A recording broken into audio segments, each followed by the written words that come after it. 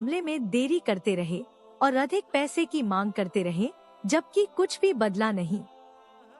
तब राघव का बेटा अर्जुन, जो एक होशियार और मेहनती कानून का छात्र था, छुट्टियों में घर आया।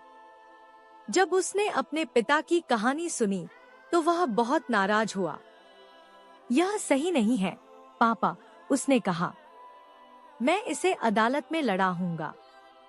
अर्जुन ने अपने प्रोफेसरों और कानूनी सलाहकारों की मदद से सभी सबूत जुटाए और अधिकारियों के खिलाफ एक मुकदमा तैयार किया। उसने अपने पिता और उन सभी किसानों की ओर से अदालत में यह मामला लड़ा जिन्होंने इसी तरह के अन्याय का सामना किया था। कोर्ट में अर्जुन ने जोरदार तरीके से बहस की, अधिकारियों की भ्रष्टाचार और लापरवाही को उजागर किया।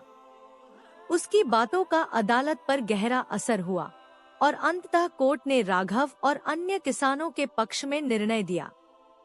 सरकार को वह मुआवजा देने का आदेश दिया जो उन्हें मिलना चाहिए था।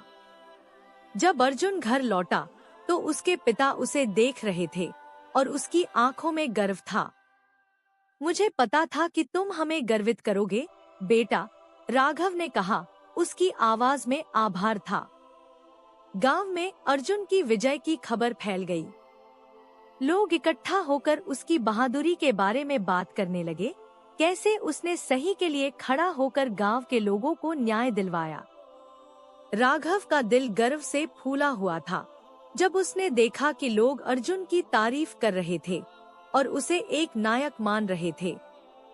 उस दिन के बाद अर्जुन का नाम अब सिर्फ एक किसान के बेटे के रूप में नहीं, बल्कि एक ऐसे नायक के रूप में भी जाना जाने लगा जिसने लोगों के अधिकारों के लिए संघर्ष किया और न्याय दिलवाया।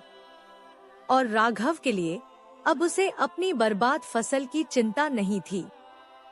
मुआवजा मिल गया था और इसके साथ ही यह उम्मीद भी थी कि उसका बेटा एक दिन अपनी मेहनत से उसका नाम रोशन करेगा।